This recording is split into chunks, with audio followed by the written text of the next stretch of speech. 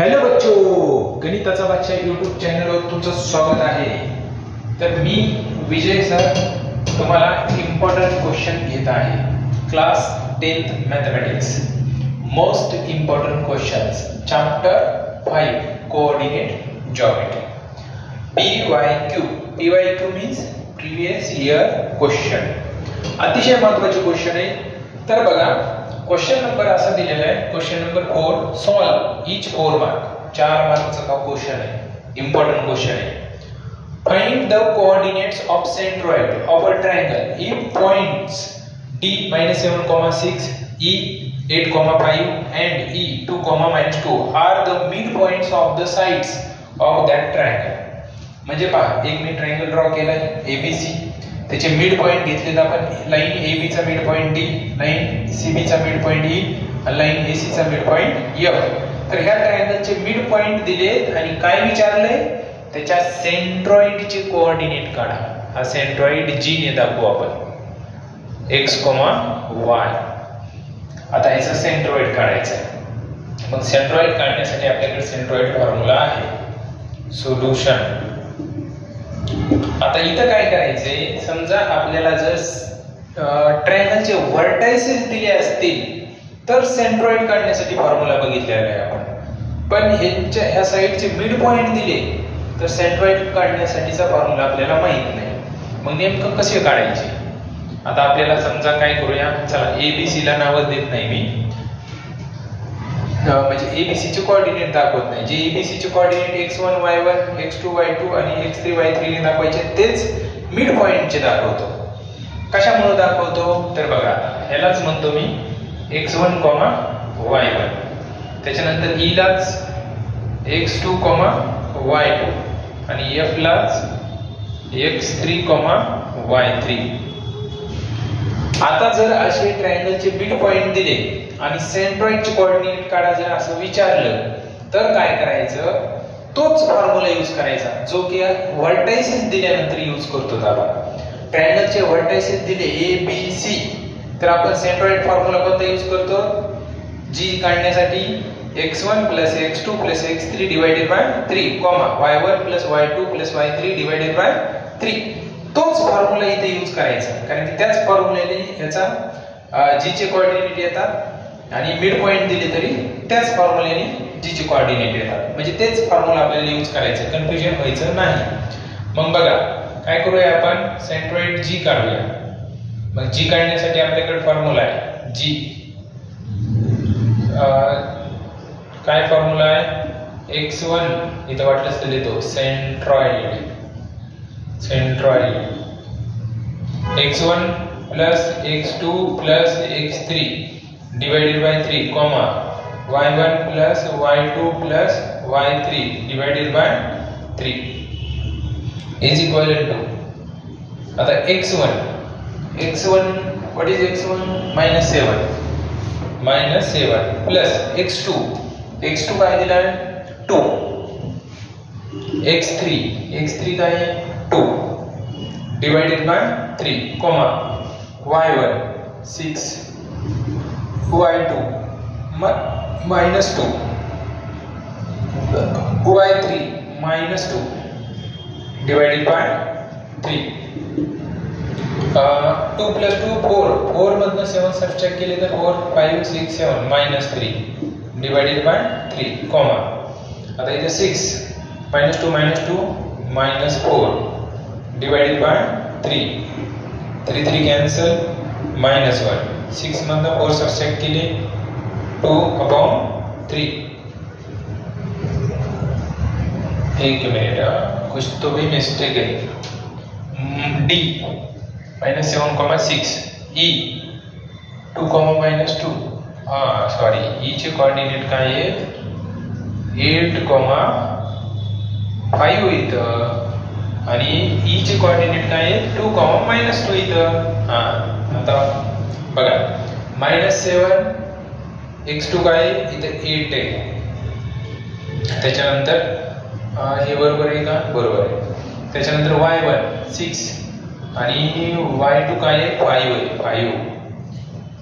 5 हा। आता पहा 8 to 10, 10 मधनं 7 गेले 3 राहतात.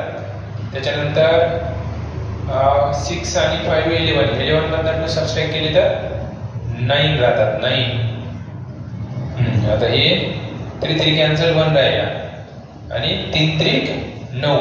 तर जी चे कोऑर्डिनेट हे भेटले 1,3. It is a very simple. बघा 4 मार्काचा क्वेश्चन, किती सिंपल आहे. 4 मार्कासाठी अतिशय महत्त्वाचा क्वेश्चन आहे. फक्त काळजी काय घ्यायची, आपल्याला क्वेश्चन असा विचारतात ते ए बी सी हे कोऑर्डिनेट देतात, ते ए चे कोऑर्डिनेट बी चे आणि सी चे, आणि विचारतात सेंट्रॉइड. त्यावेळेस पण आपण हाच फॉर्म्युला यूज करतो. आणि मिड पॉइंटचे कोऑर्डिनेट दिले तरी पण काय करायचं, हाच फॉर्म्युला यूज करायचा. म्हणजे काय होतं, तेच आन्सर येणार आहे दोन्ही पण, दोन्ही. त्याच्यामुळं सिंपल झाला. इथं 4 मार्क आहे. व्यवस्थित डायग्राम ते काढायची, 4 मार्क तुमचे फिक्स होतात. पुढचा क्वेश्चन बघू आपण. Write down next question. Question number 5. Solve 3 marks each. 3 मार्काचे क्वेश्चन आहे. First, show that the points 2,0, -2,0 and 0,2 are the vertices of a triangle. Also state with reason the type of triangle. आता आपल्याला काय करायचे, ही दिलेली 3 coordinate ट्रायंगलचे vertices हे सिद्ध करायचे, आणि मग सिद्ध केल्यानंतर कोणत्या टाइपच्या ट्रायंगलचे व्हर्टायसेस हे पण सांगायचे आपल्याला. मग ते आयसोसेलेस असेल किंवा राईट अँगल ट्रायंगल असेल, बघूया जे येईल ते, किंवा इक्विलॅटरल असेल. सोल्युशन. गिवन पॉइंट्स काय दिले, नाव देऊ आपण त्यांना. Let a 2,0 is equal to x1, y1. b, what is b? -2,0 is equal to x2, y2. c 0,2 is equal to x3, y3. 3 point घेतले, त्यांना नाव दिली आपण. आता हे चेक आपल्याला व्हर्टायसेस म्हणून सिद्ध करायचे. मग काय करूया आपण, आता ट्रायंगलला 3 साइड असतात, मग त्या साइडचे डिस्टन्स काढू आपण. डिस्टन्स काढूया. पहिल्यांदा ए बी चे डिस्टन्स काढतो मी बाय युजिंग डिस्टन्स फॉर्म्युला.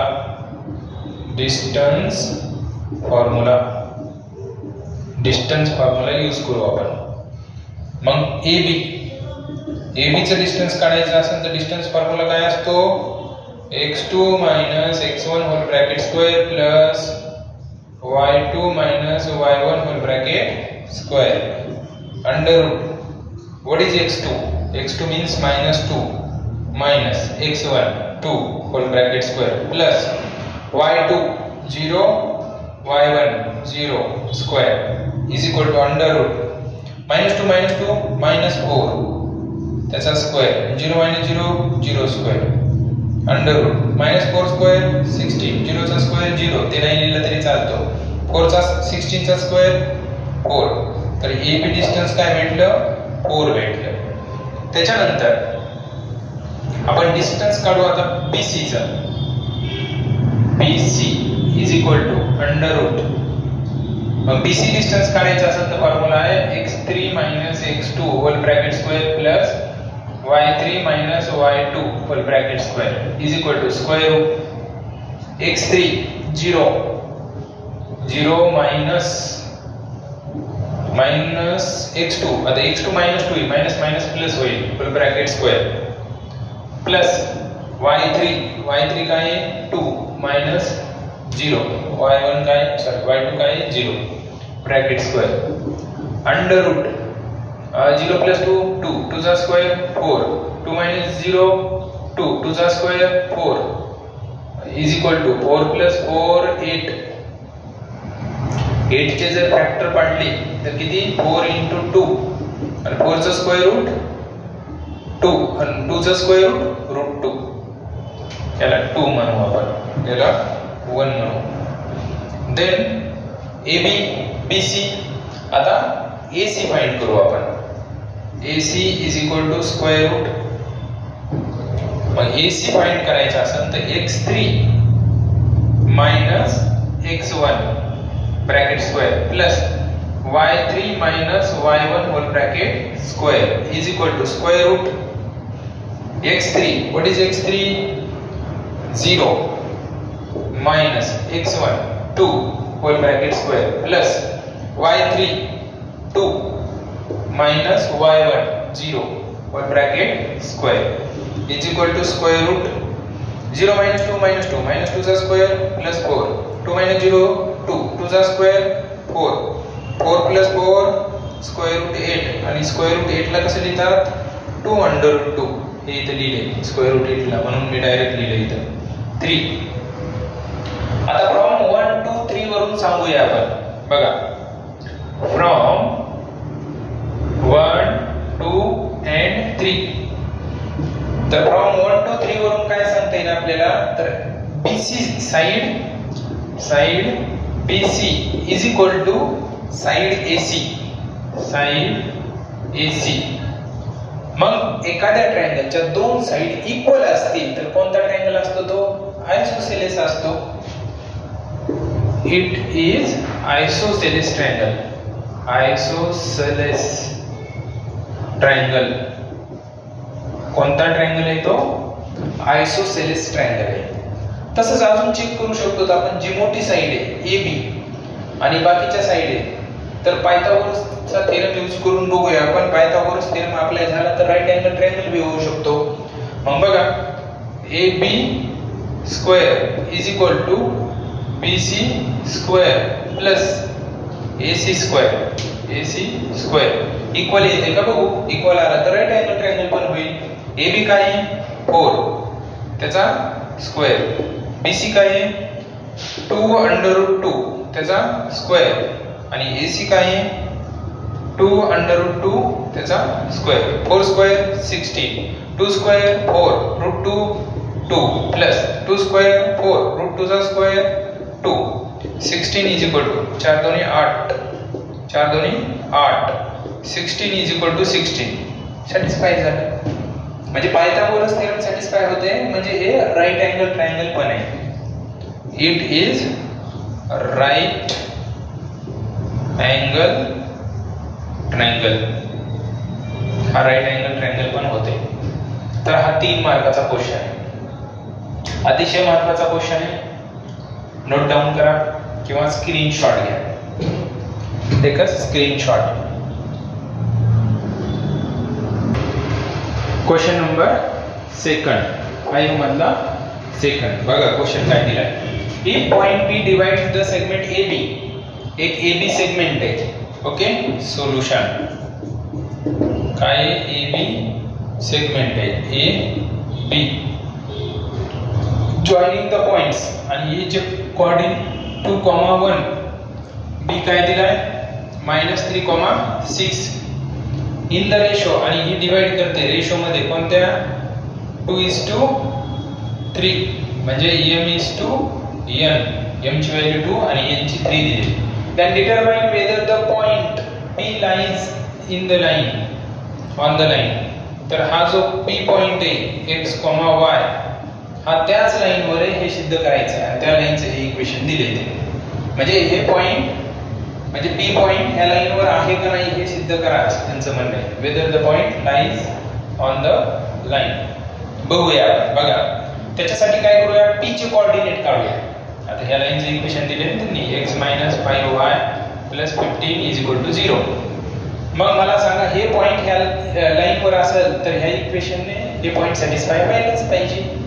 मग पहिल्यांदा सॅटिस्फाय करण्यासाठी P point x, y find करावं लागेल आणि हे फाइंड करण्यासाठी त्यांनी ह्या लाइनवरचे 2 पॉइंट दिले आणि रेशो दिलाय. मग आपण काय करूया सेक्शन फॉर्म्युला यूज करूया x काढण्यासाठी. x = m x2 + n x1 divided by m + n and y = m y2 + n y1 divided by m + n. हा सेक्शन फॉर्म्युला. मग m ची व्हॅल्यू काय आहे 2 x2.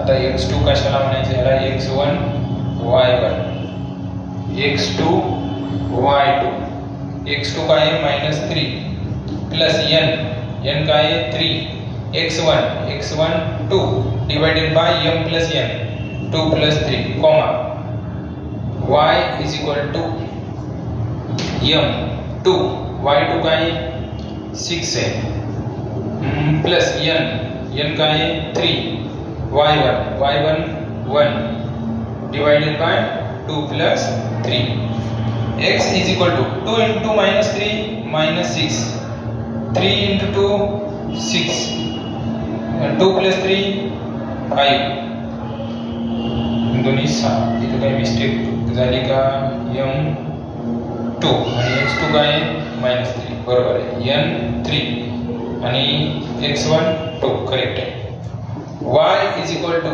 साई दोन्ही 12 12 3 into 1 3 2 plus 3 5 x is equal to 6 cancel 0 upon 5 y is equal to 12 plus 3 15 upon 5 x is equal to 0 y is equal to 5 3 15 तर आपल्याला p point भेटला p काय 0,3 p चे कोऑर्डिनेट भेटले आता बघूया आपण या लाईनवर जर p पॉइंट असेल तर या इक्वेशनने सॅटिस्फाय करायलाच पाहिजे म्हणजे लेफ्ट हँड साइड घेऊ आपण left hand side x - 5y + 15 आता ह्याचा आन्सर x च्या जागेवर x आणि y च्या जागेवर y पुट केलं आणि सॉल्व केलं तर आन्सर 0 आलं तर म्हणायचं ते पॉइंट या लाईनवर आहे मग बघा 0 - 5y y काय दिलाय 3 + 15 0 नाही लिहिलं तरी चालेल -5 * 3 -15 +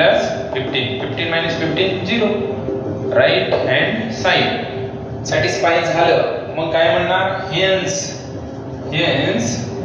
point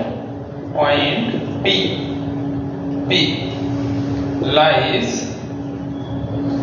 on the line x - 5y + 15 is equal to 0 तर तो पॉइंट लाय करतोय कुणावर ह्या लाईनवर सिंपल आहे राइट डाउन 3 मार्काचा क्वेश्चन आहे it is a very important 10वीच्या एक्झामला जायच्या अगोदर हा व्हिडिओ बघूनच जायचं पूर्ण चॅप्टर तुमचे ह्याच्यामध्ये 7 मार्क फिक्स आहे कोऑर्डिनेट जिओमेट्री 7 मार्काचा टॉपिक आहे आता घेऊया आपण लास्ट क्वेश्चन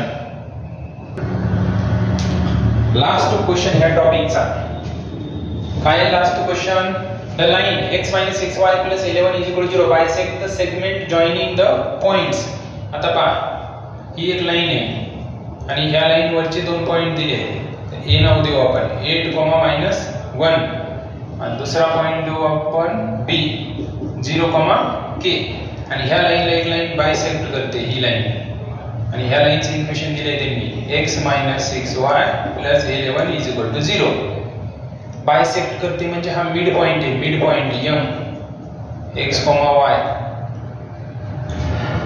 आणि आपल्याला k ची व्हॅल्यू विचारली k ची व्हॅल्यू मग k ची व्हॅल्यू काढायची कशी k ची व्हॅल्यू काढण्यासाठी m चे कोऑर्डिनेट काढावे लागतील m काय मिड पॉइंट आहे आणि ह्या लाइन वरचे दोन पॉइंट दिलेले तर मिड पॉइंट फॉर्म्युला यूज करून m काढू m ह्या पण लाइन वर आहे ab आणि ह्या पण लाइन वर आहे जर m ह्या लाइन वर असेल तर ह्या लाइनच्या इक्वेशनने सॅटिस्फाय करायलाच पाहिजे मग चला m कोऑर्डिनेट काढू आपण मग m कोऑर्डिनेट काढण्यासाठी काय करूया आपण मिड पॉइंट फॉर्म्युला यूज करू by using mid point formula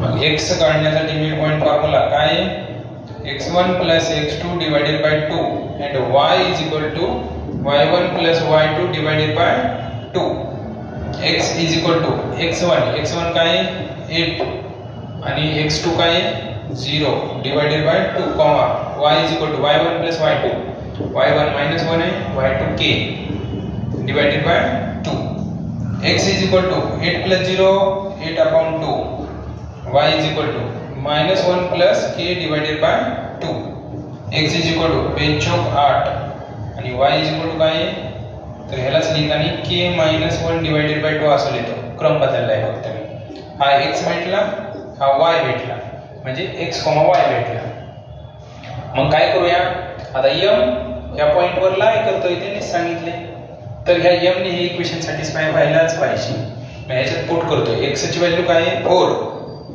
-6, y काय आहे k -1 divided by 2 plus 11 is equal to 0.